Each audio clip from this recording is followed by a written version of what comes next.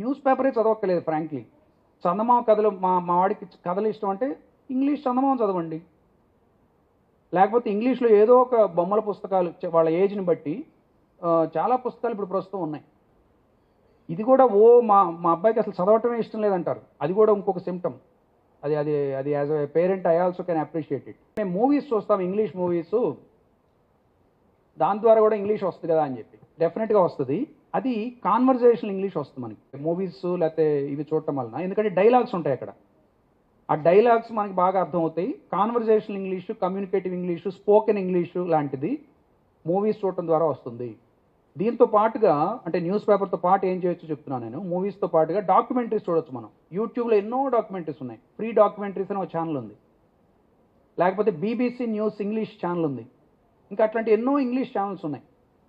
దాంట్లో news items కూడా just ఒక 5 మినిట్సే ఉంటాయి. ఇంకోటి నా యూట్యూబ్ ఛానల్ ఒకటి ఉంది, Ravi Kiran Edara, RAVI space Kiran KARN, ఇక్కడ కూడా ఉన్నట్టుంది నా పేరు. అది మీరు యూట్యూబ్లో కొడితే నా ఛానల్ వస్తుంది. నా ఛానల్లో ఫర్ కిడ్స్ అని 2 ప్లేలిస్ట్స్ ఉన్నాయి.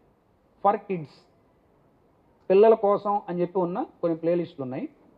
అది కూడా మీ పిల్లలకి మీరు చూపించవచ్చు. దాంట్లో న్యూస్, కరెంట్ అఫైర్స్ అన్ని రకాలు ఉన్నాయి దాంట్లో. ఇట్ కెన్ బి, ఎందుకంటే ఇప్పుడు ఎన్నో వందలు లక్షలు కోట్ల వీడియోలు ఉన్నాయి యూట్యూబ్లో. మరి ఏం చూపించమంటారండి మా పిల్లలకంటే, మీకు ఏమైనా టు స్టార్ట్ విత్ మీరు ఆ ప్లేలిస్ట్ మీరు ఉపయోగించుకోవచ్చు.